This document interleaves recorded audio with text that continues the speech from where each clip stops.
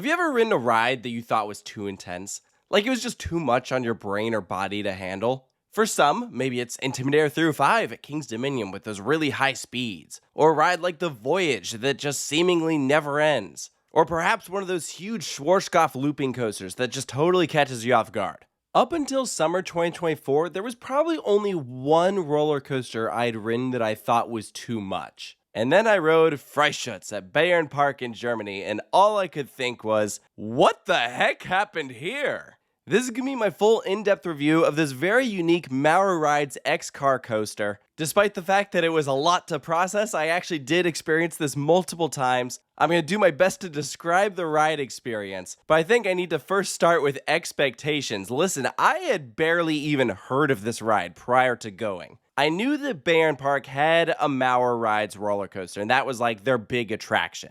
But this is a family park. Pretty much everything here is designed for kids. So I'm thinking to myself, I'm sure it will be fun, but nothing crazy. Turns out, this ride doesn't make any sense at this park. It's one of the most intense ride experiences I've ever had, and I can't help but think, why did this park build this?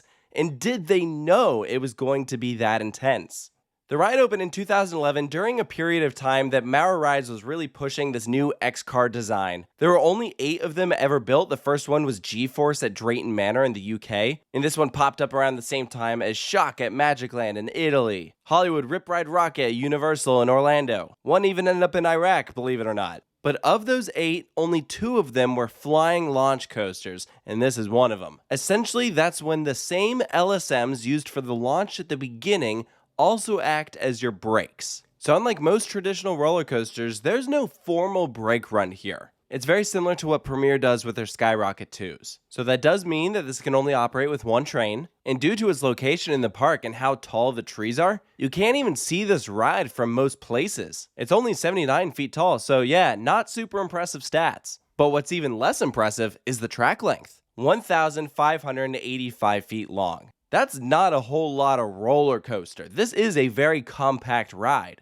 And yet I can't even imagine this ride being that much longer because of what they've packed into this space. They clearly had a very small plot of land to work with and said, let's just throw in a crap ton of positive G-forces. Freischütz, or however you pronounce it, maxes out at 4.4 positive Gs. That's over 4 times your body weight. If you've ridden Hollywood Rip Ride Rocket, you know that intense helix at the far end of the coaster? Think about that, but it's the entire ride. And that would already be a lot, but then you throw in one very important factor, and that is how it rides. Freischütz is rough. Last row in particular, the worst. Way more enjoyable in the middle rows, but even the front row is very shaky. And that, to me, is what pushes it over the edge of being too much. I spent a good portion of this ride completely pinned to the back of my seat, like graying out all over the place because of the G-forces. And as you're being shook around like a rag doll, when you finally come to a stop, you have to take a second to get your bearings, process what just happened, and then determine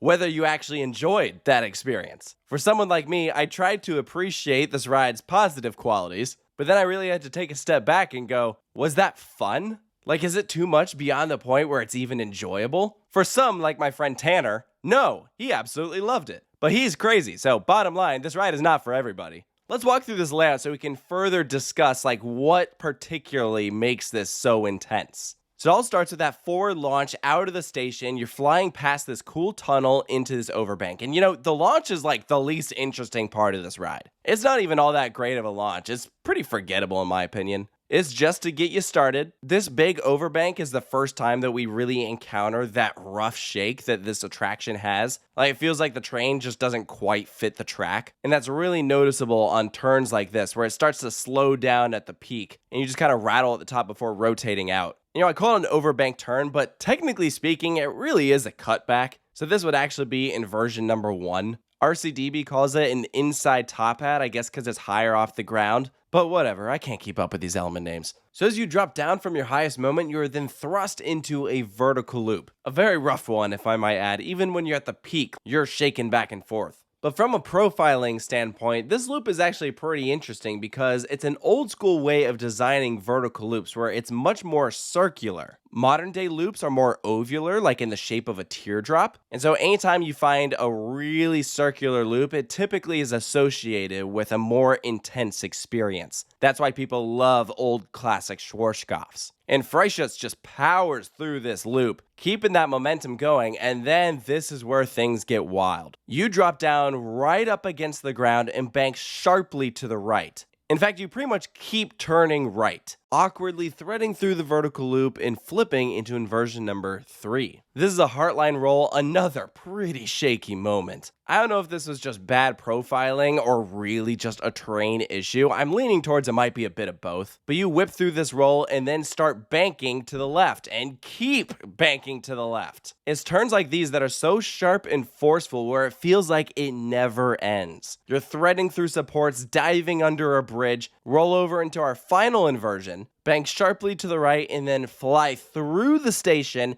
and you catch up with that launch track, and that is what brings you to a stop. You then roll back into the station. From start to finish, it is only 40 seconds in length. But frankly, it's so balls to the wall relentless that it doesn't need to be any longer. Which is why it is so mind-blowing that this used to be a 2-lap special. You would fly through the station, the launch would pick you up, and then you'd go through the entire layout again. And I cannot even imagine what that would feel like. Because as is, that ride experience is very intense. Going around then a second time would be completely overkill. I understand why they stopped doing that. And frankly, it amazes me that they thought that was a good idea in the first place. So after a lot of thought, I am very glad that I had the opportunity to experience this ride, but I don't think it's one that I would seek out again. I liked the park it's in more than the ride itself. Bayern-Park is awesome. Even the efforts they put into the queue and the overall experience, it's quite impressive. The path you take to get to this ride is insanely long. It's a maze of wood and stone walls you have to find your way through. There's even a fun house. That felt like an attraction itself, and for some, it might be better than the actual ride. And you know, when I really think about it, there hasn't been one of Maurer's X-Car coasters that I've ridden and just loved. There's a reason Hollywood Rip Ride Rocket is closing soon from Universal Studios Florida. There's a reason that Drayton Manor took out G-Force. These are just not the best attractions, and I think Bayern-Park definitely deserves a better headlining attraction. Something that is more comfortable for all guests while still offering a thrilling ride experience. I think there are plenty of options for them, ranging from coasters from Mach, Vekoma, Intamin, whoever. And with Bayern's recent investment in a Gerstlauer family coaster, clearly they're still interested in putting in new attractions, so we'll have to see what the future holds for Freischütz.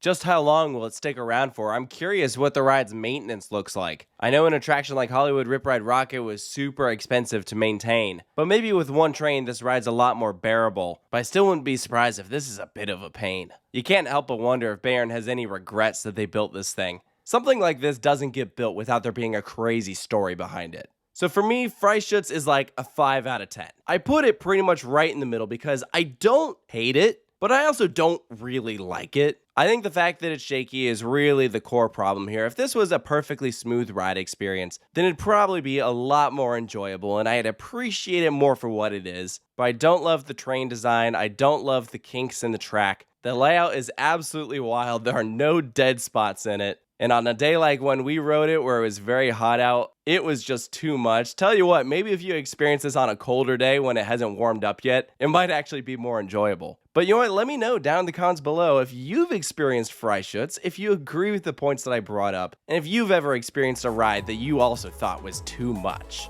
Thank you guys for joining me, and I'll see you next time.